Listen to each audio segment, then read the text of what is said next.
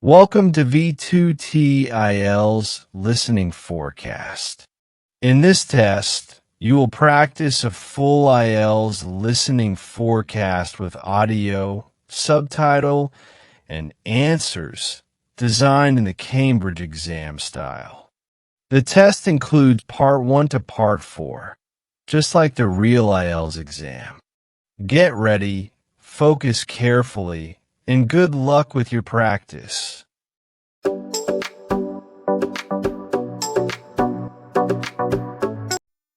Now turn to Section 1. Section 1.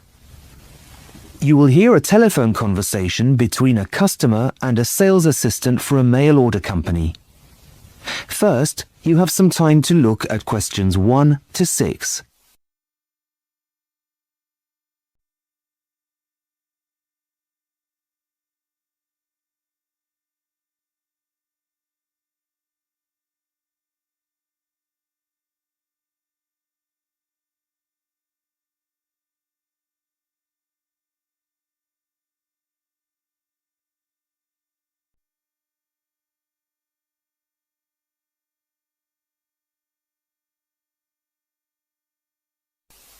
Now we shall begin.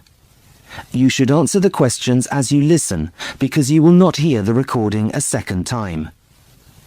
Listen carefully and answer questions 1 to 6. Good morning. How can I help? I'd like some help with ordering a book. I've tried your website, but it says it's offline at the moment and to call this number. Oh, yes. I do apologise. We've been having some problems with it, but I can take the order over the phone if you like. That would be great. It's a gift, you see. Can I take your name, please? Yes, of course. It's Zara Freeman. Is that Zara with an S or a Z? With a Z. Z-A-R-A. Just writing that down. Right. What was the title of the book you'd like me to order? I think it's called Future Words. No, hang on. Sorry. That's Future Worlds. Okay, just typing that in. I can't seem to find it. Do you know the name of the author? I'll do a search. Yes, it's by a man called Richard Watson. Watson, as in W-A-T-S-O-N. Yes, that's right. Oh, yes, here it is. It's only just been released. It's a self-help book, is that right? Yes. Now, it costs £12.99. Yep, that's fine. Okay. How would you like to pay? Is a debit card okay? No, sorry. We only accept credit cards. Oh dear. Just let me check to see if I have it with me. Oh yes, here it is. Can you read me the long... Before you hear the rest of the conversation, you have some time to look at questions 7 to 10.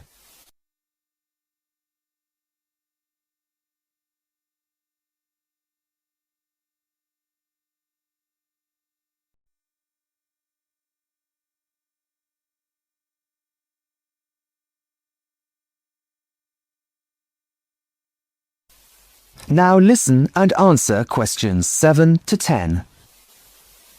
Right, almost done. Now, I just need the delivery details. Right, I've got my friend's address here. It's 62 Green Gardens, London, N22. Just typing that in. 52 Green Gardens. No, it's number 62. Now, what kind of delivery would you like? What are the options? There are two. The free delivery option takes 5 days, or you can pay an extra £2.25 to have it sent out first class tomorrow. That would come to a total of £15.24. Well, my friend's birthday is next week, so it should get there in time with the free delivery. So I think I'll take that. Right. That means that it will be delivered on the 21st of February, anytime from 8 a.m. to 6 p.m. Is that okay? Well, I know my friend leaves early for work, so would it be possible for him to pick it up from the local post office instead? I'm afraid that won't be possible, but I could add some special instructions for it to be left with someone else. A neighbour, perhaps? Actually, yes. I have met the old lady who lives next door, and she's bound to be home. Could you leave it with her? Fine. I'll add that if he's not home, then the package should be left with the neighbour. That's great. Thanks very much for your help. My pleasure. Thank you for shopping with... That is the end of section 1. You now have half a minute to check your answers.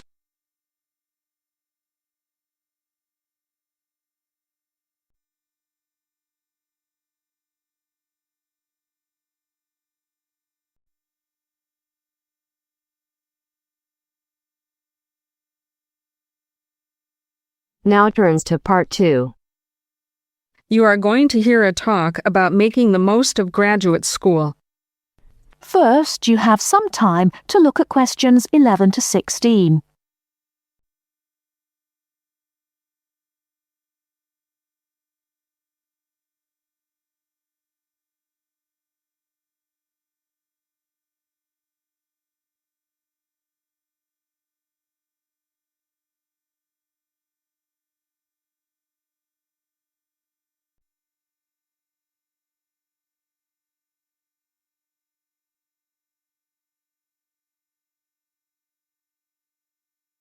Now, listen carefully and answer questions 11 to 16.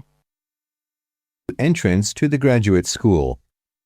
My job now is to give you the graduate school survival guide and make some concise suggestions for getting the most out of your relationship with our research supervisor, getting the most out of what you read, and making continual progress with your research.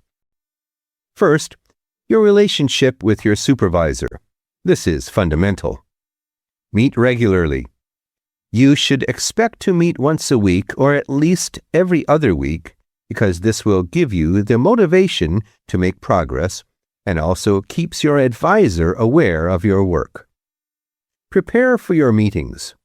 Come to each meeting. Also, bring the notes from your previous meeting together with a list of any upcoming deadlines. Make a plan for what you hope to get out of each meeting. After the meeting, email your supervisor a brief summary. Include a list of major topics discussed, a list of what you agreed on, a note of any advice you may not want to follow, and a new summary of what you are planning to do. This helps avoid misunderstandings and provides a handy record of the progress of your research. Add a to-do list for yourself and your supervisor, including a reading list. Finally, add the time and date for the next meeting. My second main piece of advice is to keep your supervisor informed. Show him or her the results of your work as soon as possible. This helps your supervisor understand your research and identify any potential points of conflict early in the process. Include summaries of your work, including any results of experiments, and also anything you write about your research.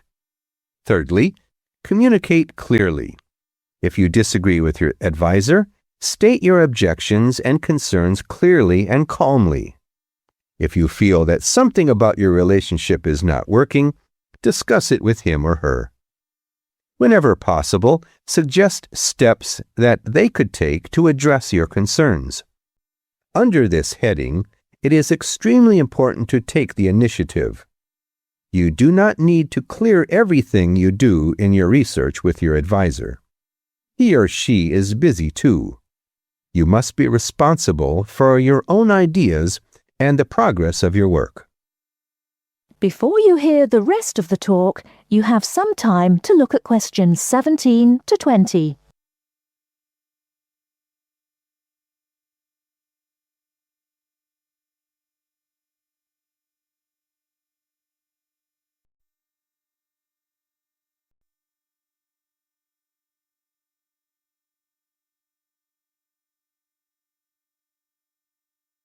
Now listen and answer questions 17 to 20.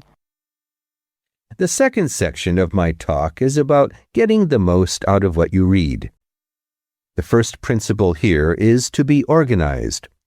Keep an electronic bibliography with notes and pointers to the paper files.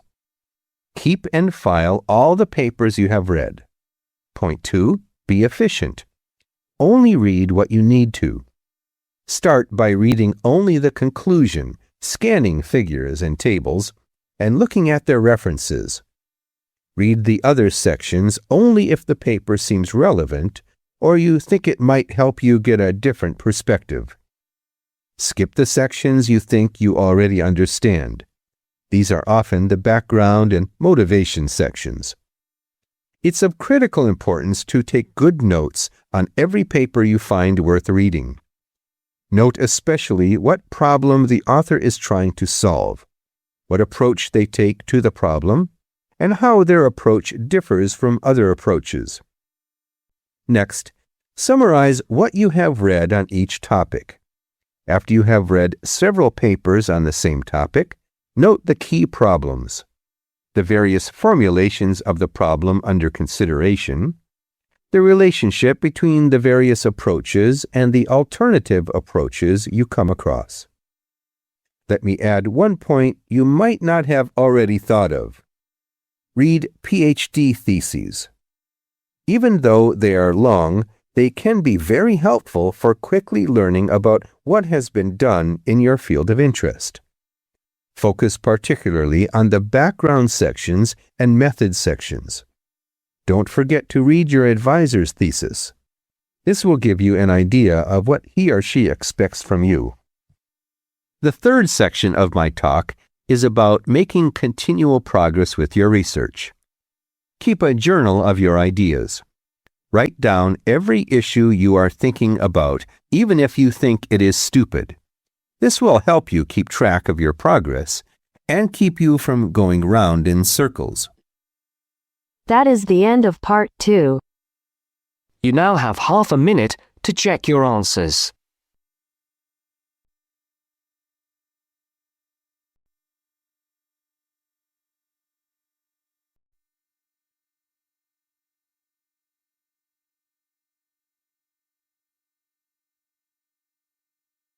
Now turn to Section 3. Section 3. You will hear 3 students, Steve, David and Susan, discussing the different courses they attend. First, you have some time to look at questions 21 to 26.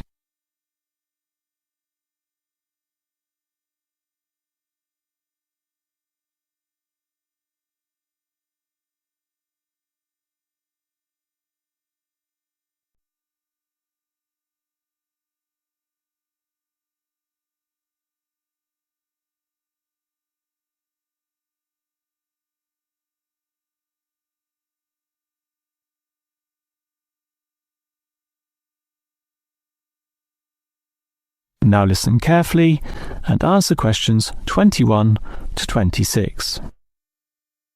Well, gentlemen, we've almost finished our second semester at this university. What do you think of all the courses we attend?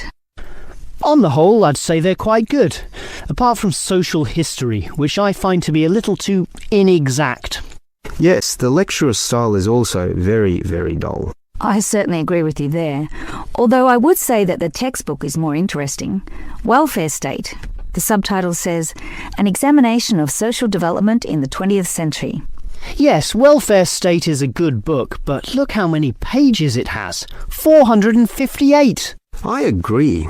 It's just too long to be easily read. Far too long, although it's certainly well written in parts. Yes, and if you compare it to the textbook for cultural studies, what's it called? Inner Views, I think. No, that's the book for media studies, and we finished that subject last semester. The book you're thinking of is In Perspective. Oh, sorry, you're right. In Perspective.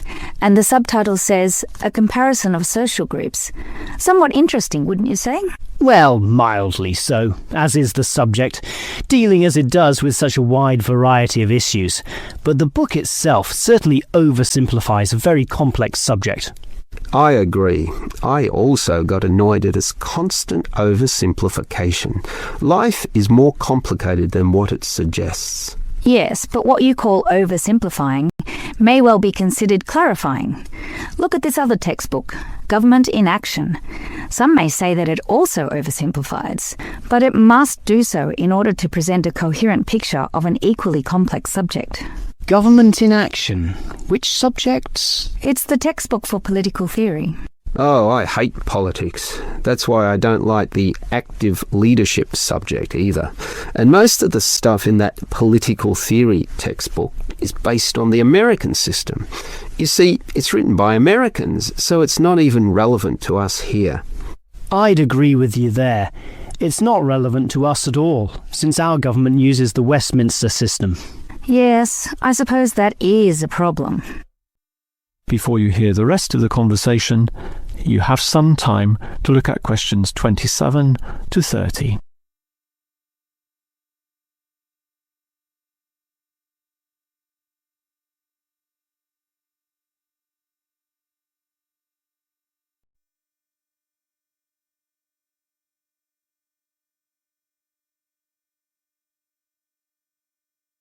Now listen and answer questions 27 to 30.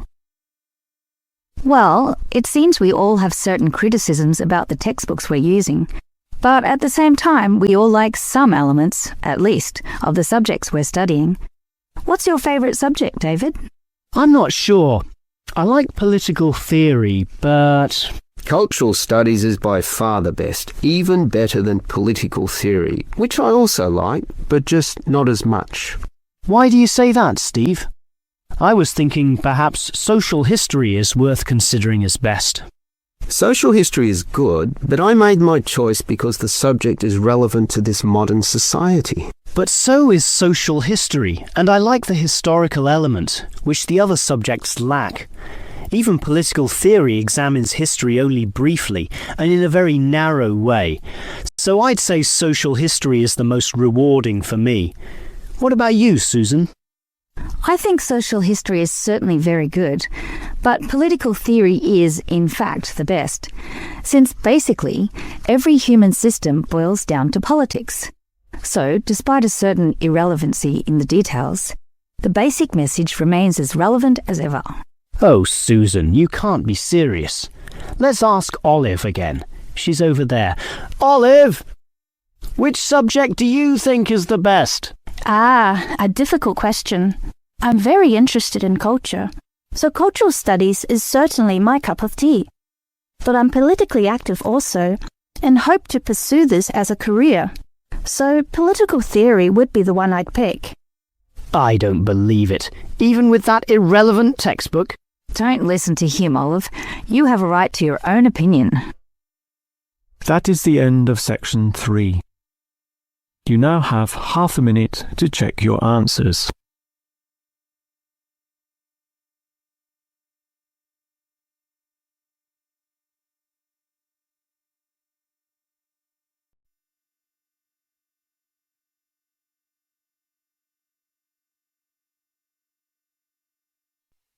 Now turn to Section 4. Section 4. You will hear a talk by a financial advisor about debt. First, you will have half a minute to look at questions 31 to 40.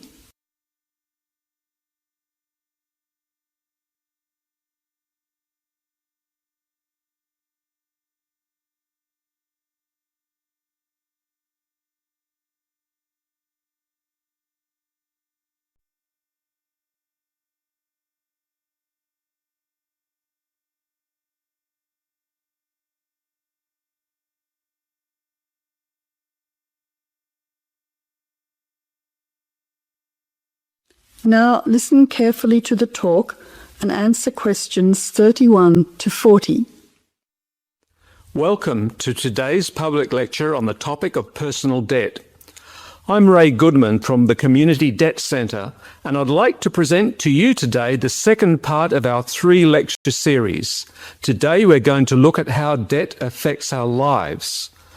Debt is nothing new. It's found throughout human history and in every society. Many people know what it feels like to be in debt. Those of you who have bought a house will probably have a mortgage. Perhaps you've borrowed money from family or friends or got a loan for a car. Debt can sometimes be a way of juggling financial commitments and of paying in advance for things that you really need. For everyday living, you might not earn enough money from your job to pay for all the things that you need. You may require a little extra money in the form of credit cards. But debt has a darker side. Imagine how you would feel if you were deeply in debt and unable to repay what you owed. The consequences for many people can be disastrous. Today, people in the richer countries of the world live in a society where credit is easily accessible. Banks, building societies and credit card companies often encourage people to take out loans. They then make money by charging interest. For very low income earners, borrowing from a bank can be impossible. Instead, they are forced to take out a much higher interest loan from a private lender. They soon find that despite cutting back on many essentials, they are unable to keep up with these repayments. They are forced to take out another loan and find themselves plunging deeper and deeper into debt. People can find themselves with growing debts if they are unable to repay interest. This may be because of a sudden life-changing event, such as a business failure or losing a job. But for many households, debt is a means of survival. In developing countries, people borrow a tiny sum of money from a local landowner, for example, to pay for medical treatment. They agree that a child would work as a full-time servant to repay the debt, and that child becomes a bonded labourer. But since they are never paid, there is no hope of clearing the debt. Their life is ruled by fear.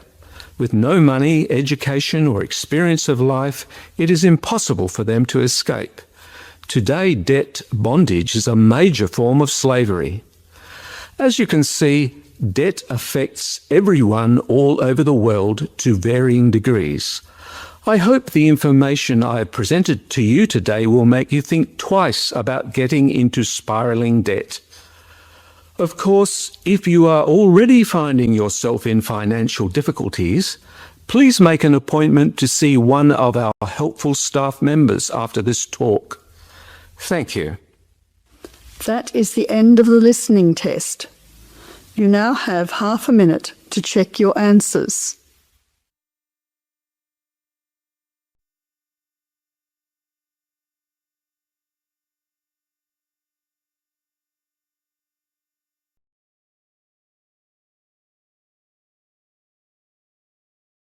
That is the end of the listening section. You now have 2 minutes to review your answers before the test automatically moves on to the next section. Please take this time to check your answers carefully. Make sure all your responses are recorded in the correct places, and review your spelling, grammar, and formatting. Once the time is up, the system will take you directly to the reading section. Please remain seated and stay focused. The next section will begin shortly.